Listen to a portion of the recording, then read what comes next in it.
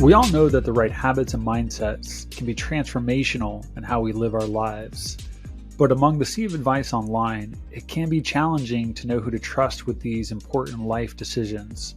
At The Standard, we answer those questions and introduce you to some of the most successful people in the world in their fields and the habits and the mindsets they use to achieve their success. To learn more about our social platform, head on over to www.thestandardapp.com. And now, your host, myself, Chris Pallatroni.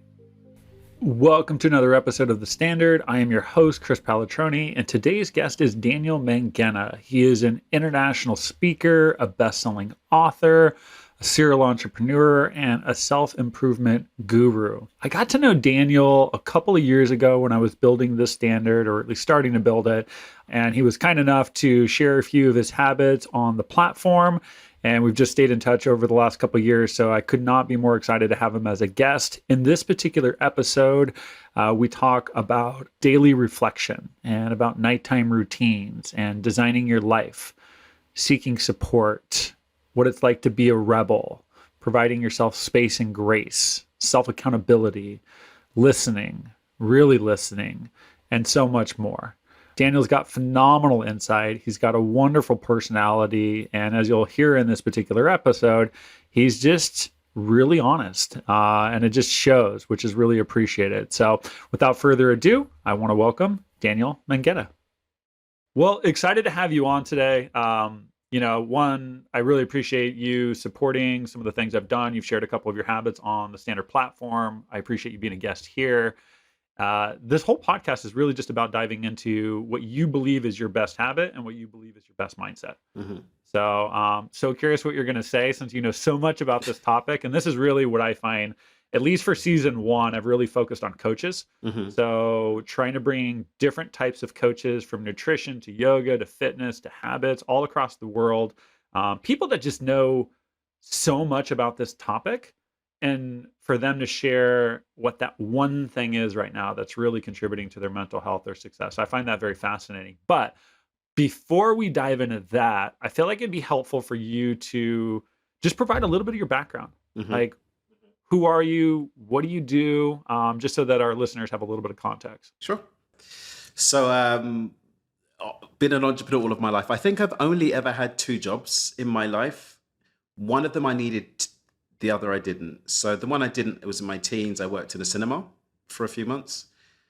And then when I was building up my consulting business in like 2011, 2012, I worked in a call center for about 3 months just to sort of pay the bills on my little crappy bed sit while I was getting some clients. And then as soon as my business was making like enough to cover my minimum wage crap job, I left the job and went full into the business. Background wise, not all of the entrepreneurial journey has been good. I made and lost two multi-million-pound fortunes by the age of 23. I've been really blessed that this sort of phase of the journey has been, entrepreneurship is always bumpy, but it hasn't been disastrously bumpy like it's been in the past. So I made the transition from building up my consulting company to moving into the personal development space. And now over the last couple of years, moving back into pure entrepreneurship a little bit more as well has been interesting. But I'm a firm believer in getting mentorship. I'm a firm believer in being community. I love that you were saying that you and your buddy meet every week. I invest a lot in being in communities with the right people because I think iron sharpens iron. And I love being amongst people where I'm the dumbest, poorest, least accomplished, least experienced person in the room because that's how you grow. I think it was Tai Lopez that said you should spend a third of your time with people above you, a third with your peers, and a third with people that you're lifting up.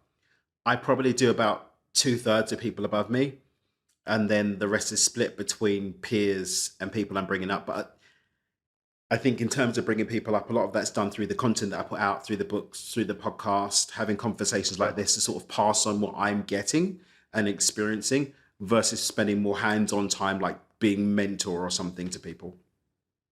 Yeah. Now you've written a number of books. Talk to us a little bit about that. Like why did you become an author? So I'm one of those weird people that didn't have like this big calling because my life was falling apart and I was really depressed and I felt I was out of alignment with my purpose. I was living my best life, bud. Like I was really living my best life at the time that I made the move into what I do now.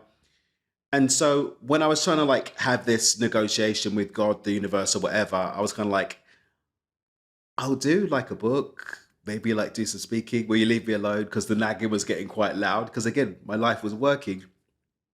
Having not worked before, it was like working, and I wanted to kind of keep that status quo. So initially, I wrote the first book just to get a book done. So my first book's on time mastery. It's called From Time to Time. But basically, I realized I was making a really big deal out of writing a book. So what I wanted to do was just get a book out so that it wasn't such a big deal about being an author. And so I looked at what do I know that I can put into a book and set my goal of 30 days and have a book published and done. So I took my system for time mastery, did that and got it out. Then I worked on The Dreamer's Manifesto, which is a book that kind of breaks down my concept of dreaming with your eyes open. It's a motivational book. I then got out Stepping Beyond Intention, which is the book I've been working on for many years. And then I put out Money Game, and I've been a contributor in a number of other books as well. That's awesome. Yeah, I mean, there's so much good stuff that you're talking on, between time management to visualizing the life you want to intentionality and clearly finances. In some ways can be sort of the bedrock in which we all need to make sure that we can check off that box to an extent. I'm so curious, I've been meaning to ask you too, like your focus, at least the way that I see it, you focused a lot on abundance. Like, is that the niche within the self-development that you tend to focus on more or not? Or like, what would you say, like when you say self-development, I mean, it's such a broad. I mean, it's such a wide topic, right? Like what are your focuses when you think of like self-development and sort of sharing some of your knowledge? So when I first came into the field, I just wanted people to consciously create the life that they live. And so the Dreamer's Manifesto set the landscape for that. And then Stepping Beyond Intention gave the tool for that. But over and over again, as I was looking for different applications of my work, the stories that kept coming back from people is, I don't have enough time. I don't have enough resources to live the life that I want. I know the life that I want to live. Maybe they've got the relationship they want. Maybe their sort of health levels, or they're doing what they want to do, or they know what they want to do in terms of their career. But the abundance piece was the missing link. And so as more people were asking me about that, I started sort of applying the work specifically into that realm. I had my first sort of formal program that was like a bigger group program in 2018 called Micro to Millions.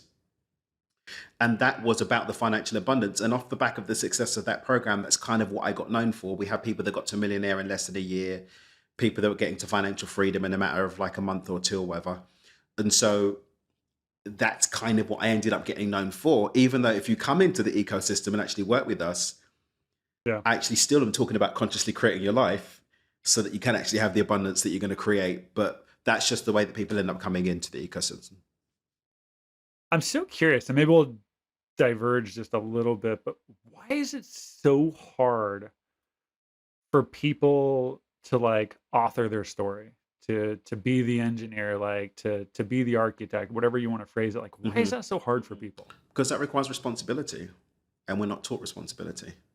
If you look at the way that we're trained as at least in Western society these days, right? Like, my son's 3. He's going to be 3 in December. So he already goes to like a preschool or whatever. His sister is going to be 8. And I'm seeing with that as well. It's like you go to school, you're taught to depend on the teacher. Then you go and you go into middle school, and you go into junior high and senior high, and you go to college, and they train you to have a job. Then you're dependent on the employer, and then you're dependent on the state. At no point are we actually given the space to really be independent. If you look at even like when you look at the polarization that happens with a lot of hot topics going in the public eye, we're not even really free to speak about things that we're thinking about without somebody being offended. So even free thought isn't really a part. And I'm not really going to go into the politics of what that is or whatever. I'm just simply speaking to the fact that people of differing opinions can't be in the same space. Like it's this weird thing where even day-to-day thinking and experiencing, it's all you have to be in a box. You have to be on this team or pro this or anti that. with all of that noise, where do we get the space to actually consciously create? We're too busy dealing with all the noise, dealing with the mess, and dealing with the fact that we haven't even learned to think for ourselves or to create for ourselves, because we're taught that we always have to be waiting for something to be done by somebody else. And then if something doesn't go according to plan, someone else is responsible. All of it gets outsourced to somebody else. Interesting. Yeah, when you were talking, it made me think of this. I think it was Google. Google did this project where they were looking for the ingredients of the best teams in the world. I forget the name of it. I want to say Aristotle, but I could be a little wrong in that. But I do remember there was very specific. I think they defined like 5 key ingredients that they needed to have teams really flourish and have the opportunity to be the best they could. And one of them, the one that I really latched onto, is this idea of psychological safety. Is you have to have enough circle of trust, if you will, within an organization, a family, whatever you sort of want to define a team as, maybe even a country, if you want to go that large, that people have to be free to express their viewpoints without prosecution. And that sort of serves as the bedrock. And if you can sort of get that psychological safety right, you still do need to stack other ingredients there. But when you're talking about that people can't think freely, I think of like, yeah, it's scary out there, right? You share your opinion on anything, man. I mean, you just get like mowed over by somebody else with another opinion. It's like people are unwilling to have Dialogue. Intellectual discourse. Yeah, it's like not we see it with our allowed. politics too. Yeah. The other thing that came to mind too, and the one that I think a lot about, is subscribing to programs. So when you say like go to school and then you go to an employer, because I run into this, I coach people, and I find a lot of people do not give themselves the opportunity to like build the life they want, live where they want to live, do the things they want. They sort of become stuck in whatever program that they initially got into. And I don't know, I always think of like subscribe to the program. Like, are you willing to look at what you've committed yourself to and take a step back and be like, why am I living? Why do you got to work Monday through Friday from 9 to 5? Like, why is that even a thing? Yeah. Like, that always bothered me. I mean, I work out in the middle of the day because I don't like the idea of I go to work at 8 and I get off at 5. That just doesn't jive with me. So anyways, when you were talking about that, I think a lot about subscribing to the program.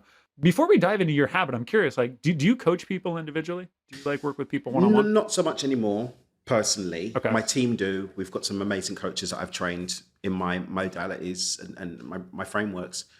I do some VIP days and VIP weekends where I'll do impact work with people, but I don't do it very often.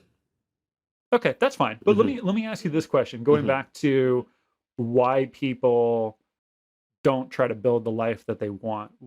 What would be like one, and I know there's a lot behind this question, so we'll try to like compress it to just one. Like, what would be one tip or trick that you would try to encourage people to embrace in order to start to at least bring some awareness to the fact that maybe they're subscribing to a program, so that they can potentially get out of that cycle and really start to examine their life and what they want? What is there any? Yeah, I've actually hack that you might give I've got an somebody? awareness exercise that I call the disruption technique. What you try it for a short period of time first, like half an hour or an hour, and then you'll gradually increase the amount of time that you spend doing this. But you'll literally not do anything impulsively for that period of time. Even if it's to lean back and arch and notice the impulse and pause and just watch the impulse before you act on it. Even if it's to take a sip of water on the glass that's in front of you, notice the impulse, pause and reflect and see what's going on. Are you thirsty, or are you playing out the pattern of the water being there? So you can try it for like 30 minutes, an hour first. Then you can try it for a day and just pay attention. And that awareness and that paying attention will start to bring you into a deeper relationship with what's happening impulsively. And then you can actually start seeing how much of the things you're doing because you need to do it. Like, did you pick up that cigarette because you really need a cigarette? Or is there a play out going on? Did you pick up that piece of candy because you really wanted the piece of candy, or are you playing something out? Did you use your left hand or your right hand to pick up that thing? Was that impulsive or was it conscious? And as you start to bring that consciousness, then you can start to deploy that awareness to the wider scale of things. Oh, why did I pick this job? Why did I pick that relationship? What's going on? Are there any things crossing over? But it starts with just playing this little game of awareness I call the disruption technique. Again, 30 minutes, 40 minutes, an hour first, and then try it for longer periods of time and see what comes up. Yeah, there's a good quote I often say is like awareness is the greatest agent of change. Yeah, 100%. Um, it's actually really hard. People might say 30 minutes isn't a lot. I was actually woke up this morning and I do all this stuff in the morning, but I got up a little bit late today and I was like, yeah, I'll just sit here and I'll enjoy my cup of coffee. And I had my phone next to me and, you find yourself naturally pick it up and I'm like, Hmm. okay, cruise, the weather and like, check this out, check that out. And then I put it down and I'm like, no, just sit here and just enjoy this cup of coffee. Hmm. And it's not exactly the technique you did. And I mean, I couldn't make it 2 minutes, Dan. I mean, I was like, well, I'm really curious. What is the weather like today? And then I put it down. And then I'm like, no, just sit here and enjoy it. And then I find myself, well, I wonder how that last podcast I did. And I'm like, I mean, I didn't even make it 3 minutes, and I was like ruined already. So, totally, totally a good one. All right, well, let's dive into you a little bit here.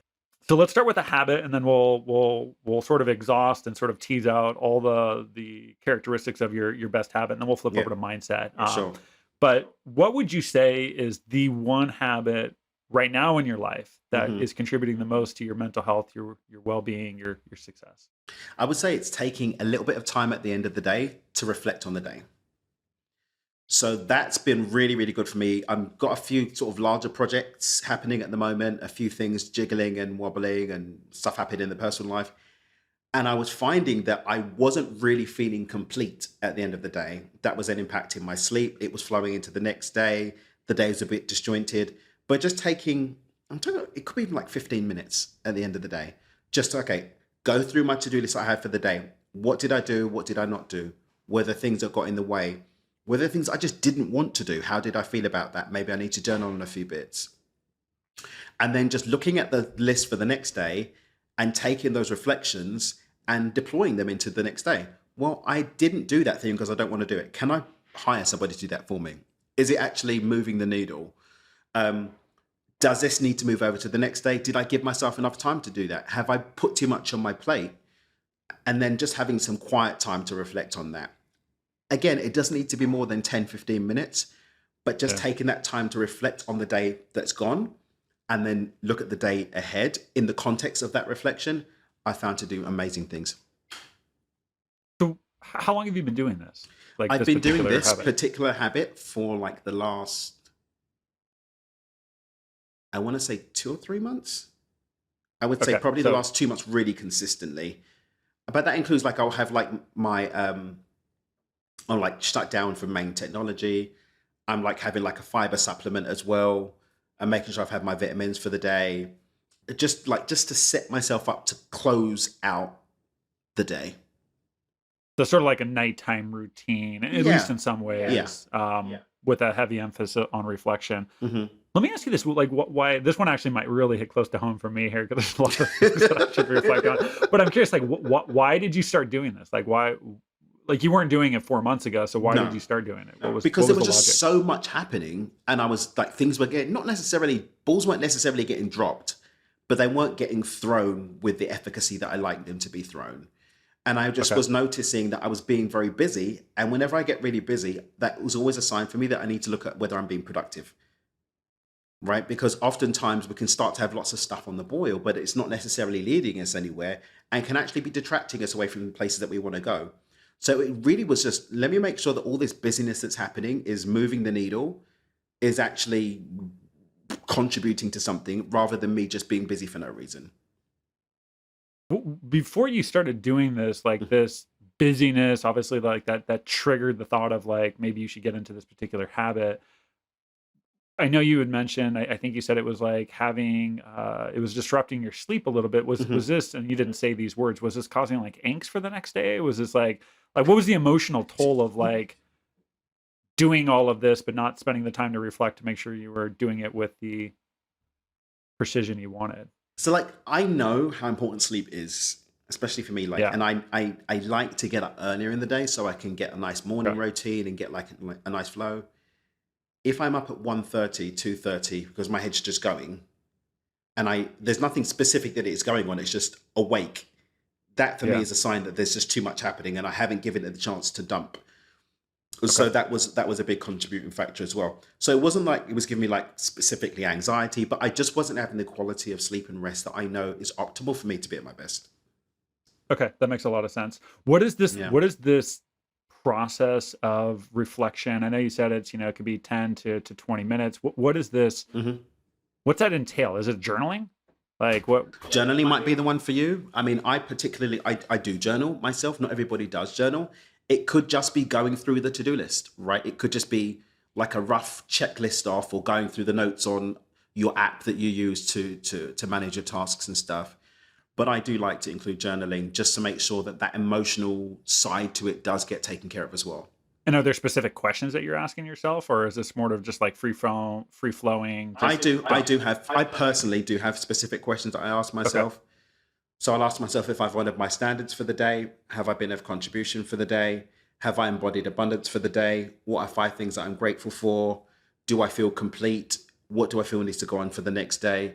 Those work for me based on what I'm working on for me personally. yeah, The thing about whether I've embodied abundance is linked to my love language, which is acts of service, which means that I process things more through embodiment. So that's an important one for me. If it was quality time, that's your love language. It might be, have I spent some quality time with myself today and honored myself, or have I loved on myself today? yeah. How'd you come up with those questions Mm. specifically? Was that just trial and error? Or? Trial and error. Some questions I saw pop up, some just from the fact that I wanted to stay on top of, like honoring standards is something that I wanted to stay on top of. And so now I have to ask myself, honestly, at the end of the day, dude, have you honored your standards today? Have you really done it? Can you share some of And then those? if you Can you share haven't, some of then those why? standards? Like, what are those standards for you? The standard that I hold to how I'm expect to be treated and how I treat other people, right? Have I been in integrity with my commitments for the day? For me, like being a remote dad at the moment, have I taken the time out to at least try to have contact with my son that day? How have I treated people that day that I didn't need? That's a big one for me as Okay, well. Have I taken care of my body? Have I worked out? Did I get the steps? Did I eat crap today? Like, have I honored me and the standards I've set for the person that I say that I want to be? that's awesome. Do you go back and reflect on these notes that you're taking, or Yes. yeah? Yeah, I do. What's that? I generally review journals on a Sunday. So Okay, Sunday morning, I've been doing boxing on a Sunday morning for a little bit, but I have boxing at like 11. So I'll get up a bit earlier. I'll review my general life goals. I'll look at my 50 list. I'll look through journal entries for the week. I will look at if I've made any sort of notes anywhere and just sort of put those together. I've also got put onto this really interesting app called Teledipity, hmm, which is sort of astrology based. okay, So I just have a quick peek on there and see if there's anything that it's given me for the week. I don't worship the app, but it's interesting to see yeah. if there's anything that's popping up that I can sort of be aware of. So you, when you're doing this reviewing, are you looking for patterns or like bigger themes, or Partly, is that yeah. the Yeah, I'm looking. I tend to come at with playful curiosity on the okay? Sunday morning reflection, not really with an agenda, just seeing what's coming up, and then Okay. that informs maybe what I'm going to set goals for the week, how I'm going to adjust my life goals. Like there's been times, like for example, when I started to make this move into more pure entrepreneurship over the last couple of years, at first there was this whole thing of, am I going to be taking the energy away from serving by going and focusing more on the money for a bit Yeah. and just dealing with that and just watching what came up with that and sort of paying attention to it, noticing shifts and stuff like that. I'm so curious. So we'll dive into a little bit of a different route here for a second. But when you're so you've got this Sunday morning reflection where you're looking hmm back on the previous week's end of the day thoughts. hmm I would imagine when you're doing this reflection, because there is a journal here, like you're doing this in your house, your home, or something like that. Do any of these reflections and like these bigger questions that you start asking yourself, are they all done in the confines of your house, or are you doing this? Like I do a lot of, why I'm asking this is like I do a lot of that when I'm running. Like for me, like Mm. I find it way more conducive for me to be out into the world, nature. Um, hmm for so many reasons I won't go into, but I find like there's just like I don't know, I just don't want to be like in a man-made building reflecting on it. Like I like hmm to like take those thoughts and like go work them out like on a workout on a hill. And so I'm curious for Yeah. you, like is it always done like in the home, or like do you take some I of like to be those? snuggled in bed. What's up? I like to be snuggled in bed when I do it. Okay. Even my journaling at the end of that, I love to be snuggled in bed, like just comfy and cozy, a big blanket or whatever, and just sort of sit and get into it.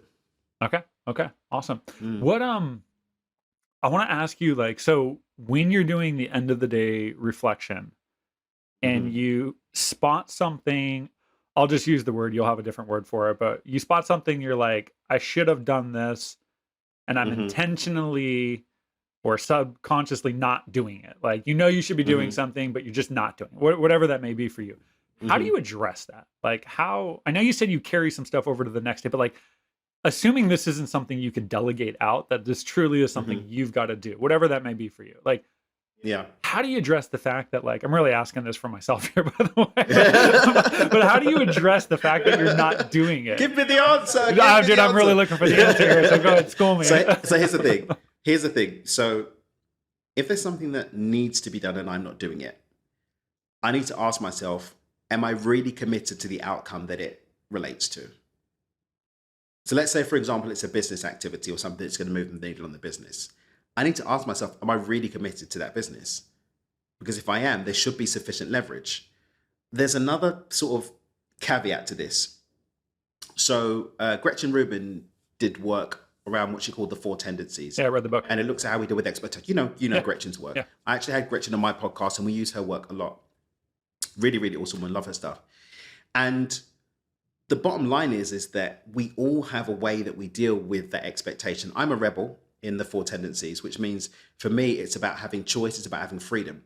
So when I'm analyzing, I'm asking myself, is somebody putting pressure on me to do that? That's putting me into resistance. Can I cut that and lean more into it being my choice and it pointing towards a freedom to create the thing that I want? If someone's an obliger in her framework, then I would say you need to get an accountability buddy to hold you accountable, some external accountability to make sure it gets done. If you're a questioner, then go deeper into the why. Like, why am I doing this? And that will give you the leverage. And upholders will probably have done it anyway. They'll be wondering why we're having issues actually doing the thing. Yeah, yeah. But I think, again, it really comes down to understanding yourself, right? So for me, I know if I'm not doing something, I'm rebelling against it, that resistance is probably coming from something external. Can I bring up something internally to balance it out that points it to being my choice and pointing towards freedom? I like that. I do remember reading her book. I actually apply. My son's a rebel, and Hmm. it's so interesting watching his dynamic because if you there's a famous quote that it's like, I hate losing more than I like winning, and I apply Hmm. that equally to him as like he hates being told what to do more than he likes getting his way. It's just you tell him what to do, and it could be in his best interest. We're going to go get ice cream, and he'll just push against. So you've got to give him the information, the consequence, and the decision, and you can't dialogue with him because he just wants to dialogue with you. But I never actually thought of applying the four tendencies to my own life.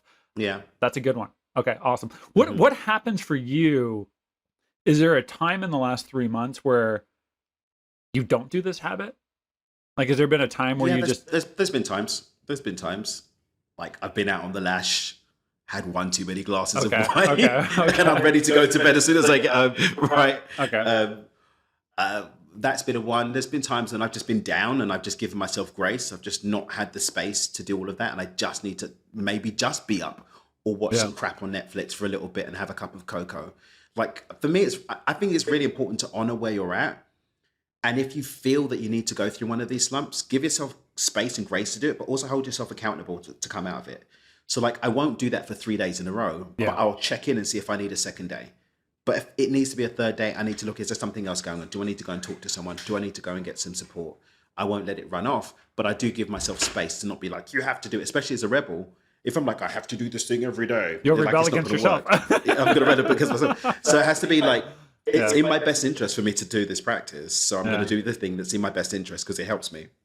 Have you always been able to give yourself the space and the grace on any habit that No, you've done to do it? Because no, I mean, this comes up no. so much in this particular podcast because people that are so built on habits, at least the way that I look is like I'm not regiment, but like I wake up at 3:30 and I go for a run, and it always has to be 9 miles. And I remember talking with Freya Mortensen. She's an empath coach, and she would be like, I let my intuition kick in. Or Hmm. Vasya Sarantopoulos, she's like, look, remember, we're doing this for ourselves. Like, there's no need to beat Hmm. yourself up about something. But I think Hmm. this idea of like not being overly critical if you don't stick to something is, Hmm. I don't know. I find it so challenging. And like, I'm aware that you Hmm. shouldn't be, but I'm curious for you, like, at what point did you start to give yourself the space and the grace for this stuff? Like, because you strike me as someone that is probably like, at one point in your life or for a period of time, like, yeah, it was almost like a badge of honor. Like you said, you're going to do it, you do it. Yeah. Yeah. At what point do you like relinquish that a little bit? And yeah, I'm just curious. I think for me, it's when I realized that I was doing things for the accolades and it was my ego. So for example, talking about 3:30, for about 2 years, I was up at 3:30 every day to meditate, regardless of what time. I mean, I've gone to bed at 2:30 and still got up at 3:30, did the meditation, then got back to bed afterwards. And then I realized that I was doing it because I liked the ego trip of being the guy that gets up at 3:30 every morning to meditate. I'm like, oh, I'm more holy than you. I'm more spiritual because I'm up at 3:30 to do my meditation.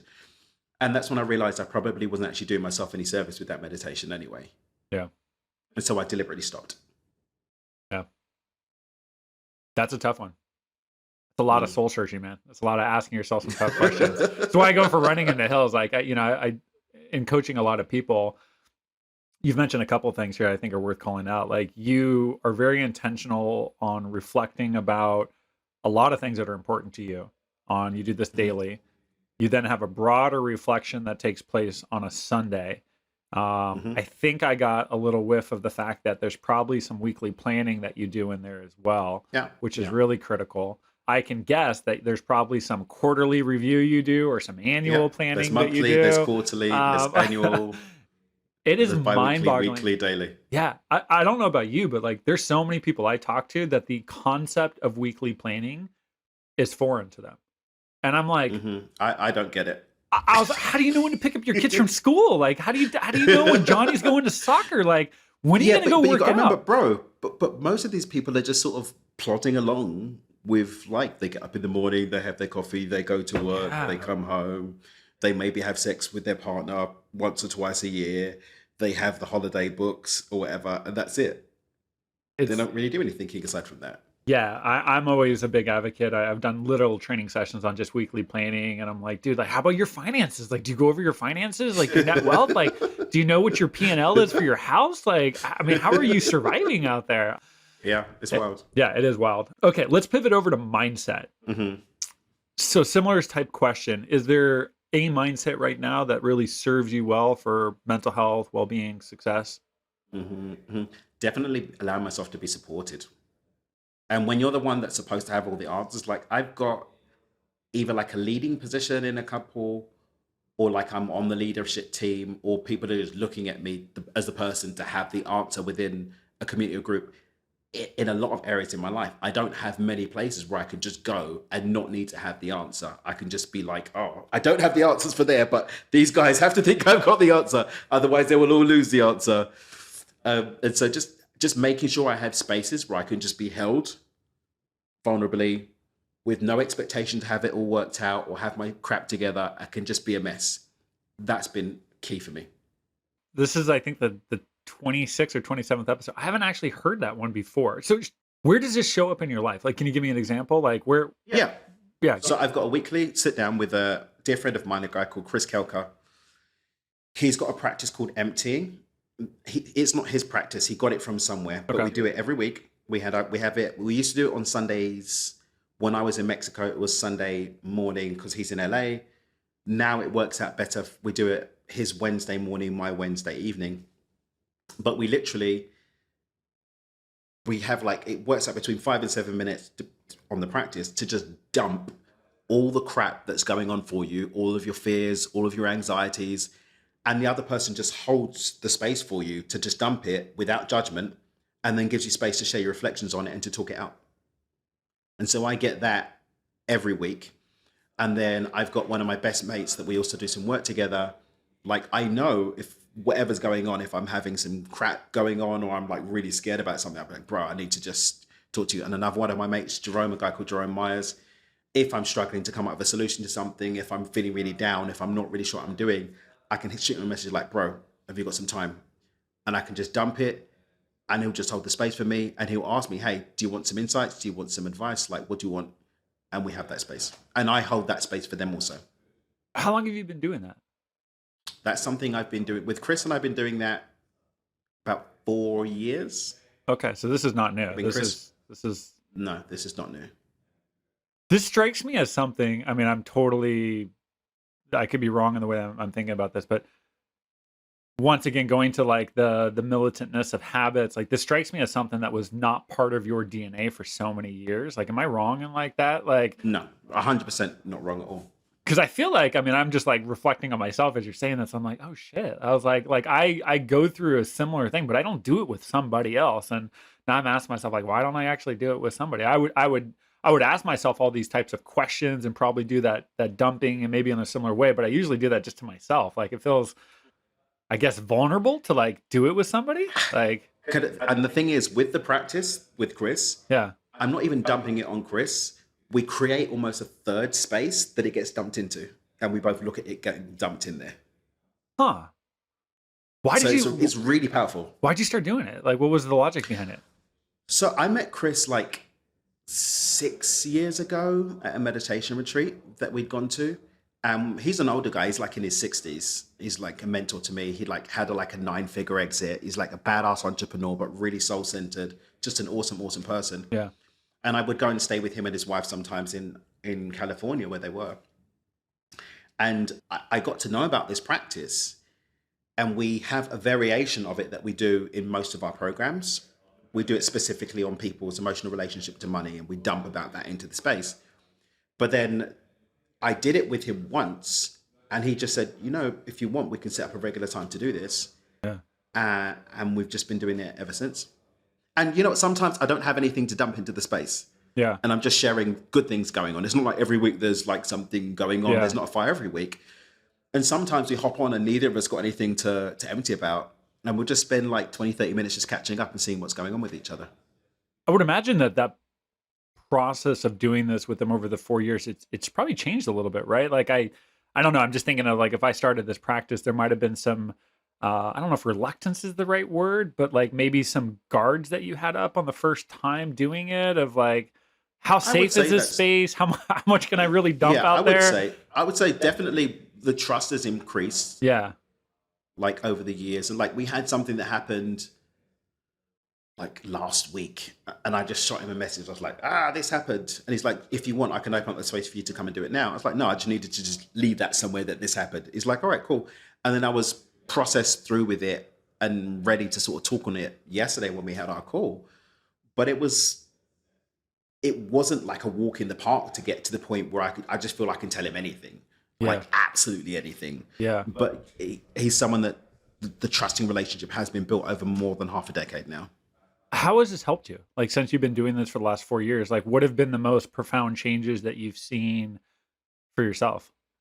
I think just having the emotional freedom from carrying stuff. Okay.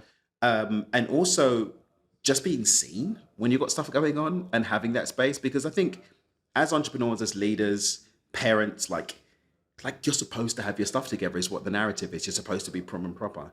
Just having that space to dump stuff into actually allows me to be genuinely prim and proper and genuinely have my stuff together, because the stuff that wasn't together has been left in a safe space to not be together in that space. So I can come back into the world actually together, knowing that if something's not together, I've got somewhere to go and deal with it. That's great. I started this thing. I've always had this concept. It's still in development, but just the being an entrepreneur, I've always thought, like, I look at these big companies out there. I think we all do. We've read books on how Airbnb got started or whatnot. And, having run a company, so I sold one company and then now I'm building another company, and it's so hard. Like, it's so hard. I mean, we built our first company. It was bootstrapped. We sold it for 70 million. That was great. It took us just an ungodly amount of time. And I remember all the trials and tribulations through it. Like, will we succeed? And nobody really cares if you succeed. I mean, like, I'm not saying like nobody cares, but like the world's going to go on with or without you have doing what you've done. So it's just, life is brutal in that way. Yeah. And I always would think of like, there's no CEO that has it all figured out. I don't care if you're the CEO of Google or Apple or whatnot. Like, it's a hot wreck. It's a hot wreck in there. Mm-hmm. Why don't we get to see the hot wreck? Like, why is there always this polished veneer of like, no, we've got this? I'm like, why can't somebody just be honest? Like, I don't know what the fuck I'm doing. Like, and the thing is, do you know what the thing is, bro?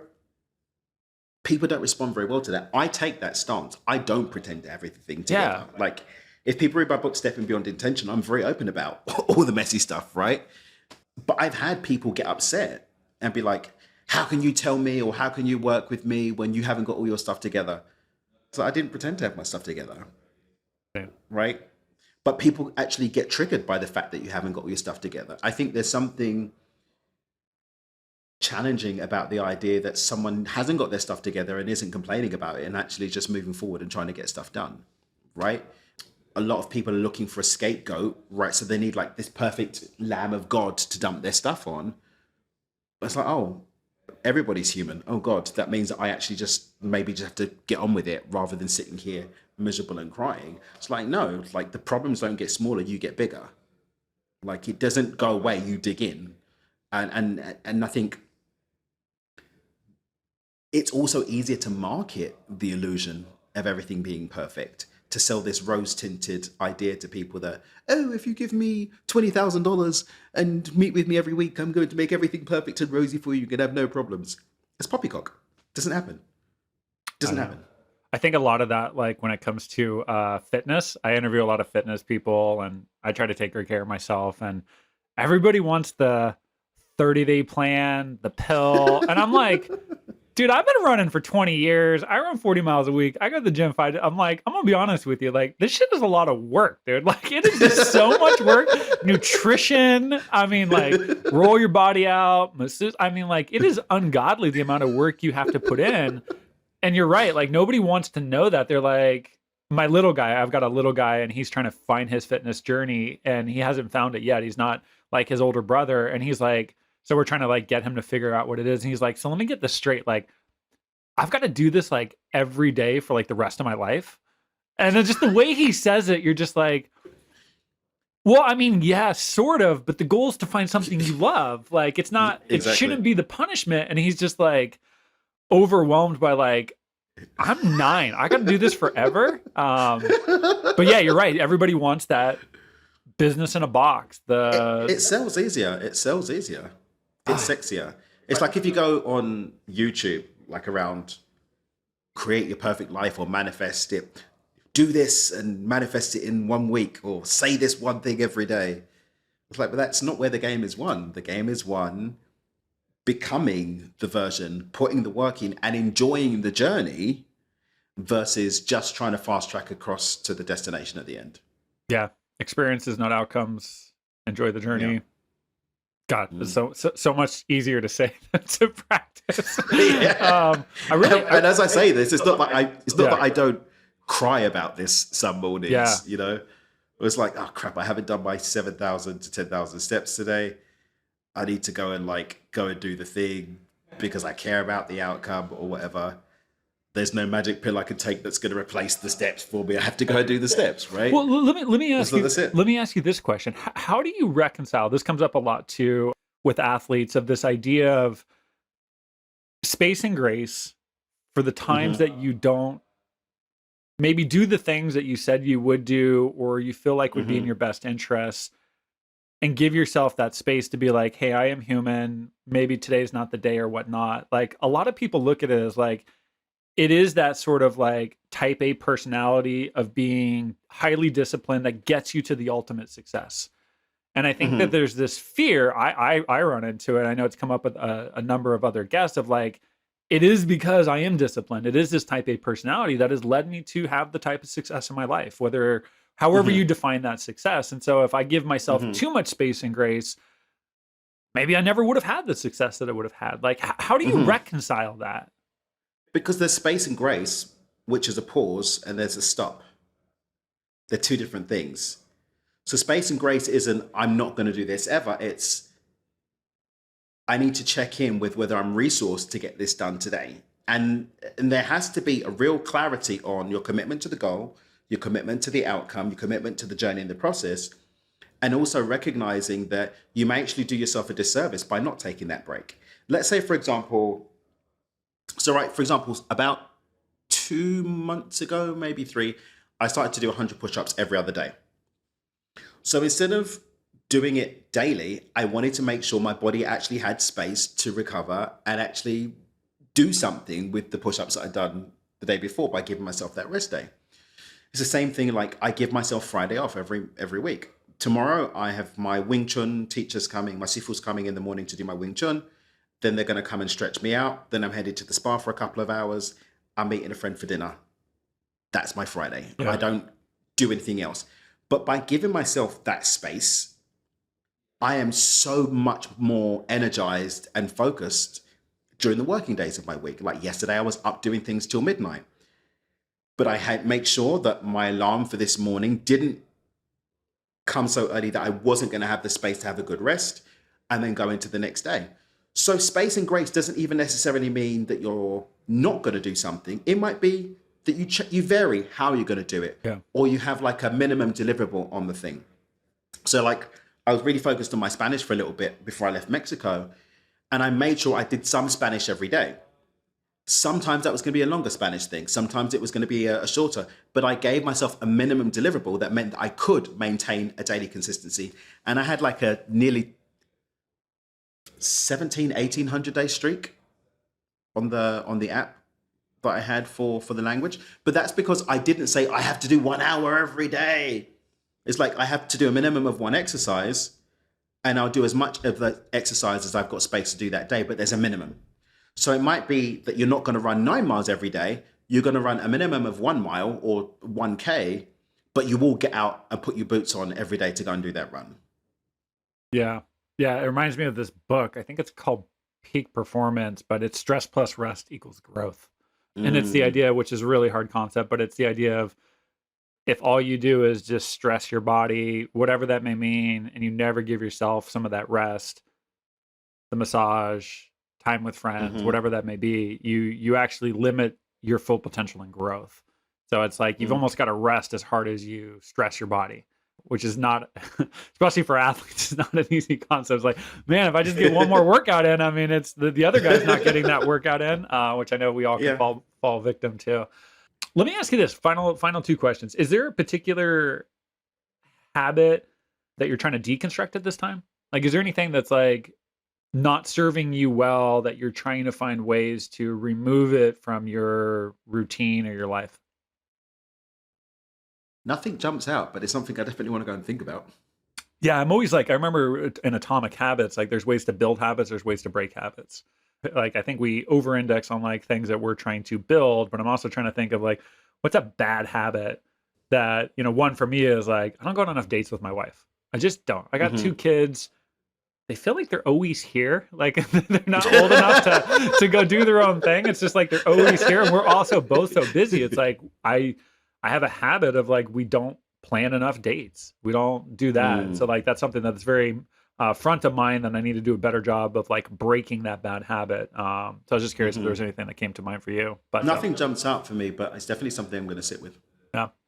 Final question I got for you. So I always end this show on, I am hyper concerned with humanity. I don't know why. I've always been highly connected to nature and to people, and just really in tune with like the stuff that's going on. And there's a lot that's happening on our planet. Is there one particular habit or mindset that if we could just wave a wand and get every single human being, all 8 billion of us, to have that habit or mindset, is there one in particular that you feel would nudge us in a more loving and kind direction as a species? Listen more than we talk. Interesting. And like really listen. Like, where's the person coming from? There's a story actually shared on a piece of content I made for social media just today. We did some filming this afternoon. And it's when Ethan was about 11 months old. I came home from the office. I walked through the door and he looked up at me. He was standing on the table and he lifted his hand and he waved. And the thing is, he hadn't ever done that before. It's the first time that I'd come through the door and he waved at me to say hello, and he had a smile on his face. And 2 things struck me. Number 1, nobody had said, Ethan, when somebody comes through the door, you smile and wave. And number 2, nobody taught him how to make a wave happen. He had to observe the waves, notice how to do it, replicate that movement, and then also learn the context and apply it. How many things are we doing every day that we learned when we were 11 months old? I don't remember what I was doing when I was 11 months old. I don't remember where I learned these habits. And how many of the people that are doing the annoying thing or are being the twat or are being antagonistic or being, challenging, how many of them are only doing that because they're playing out something that they were doing when they were 11 months old? Yeah. So if I can listen to who the person is, maybe they're coming from a place of pain, maybe they're coming from a place of frustration, more than I'm trying to speak my stuff, it gives space maybe for some real communication and resolution to happen versus two people just trying to speak at each other. I love that. I over-index on all the things I've learned about self-development. The one that's really struck with me is communication. And it's because unless you go live by yourself in the middle of nowhere, you are going to have to interact with people. And so there's been some really good books. Never Split the Difference by Chris Voss is a really great one. Yep. I was actually an exec producer on his film. Yeah, I've listened to I've read a lot of coaching books, and tactical empathy or active listening, which is involved with that, is so critical. And you're right. Like most people, we don't really hear what other people are saying. We don't interpret the emotion behind it. And yeah, that's a good one. That's a good one. I like that. Where can people go to learn more about you, Dan? Like, where's the right place? Dreamwithdan.com. Easiest place to find everything. Awesome. Dan, this has been great. Like I said, I think I needed a therapy session. So I feel like the things that you've told me I'm gonna go for a run later, and I'm gonna like replay your habit and your mindset. I'm like, oh my God, I need to apply some of this. So this has been awesome. Thanks so much for coming on as a guest. Thanks for having me. I really appreciate it. Awesome. Thank you for listening to another episode of The Standard. Before we go, click on the link in the show notes of this episode to learn more about today's guest. And if you enjoyed this episode, please share it with somebody who you think would benefit from it as well.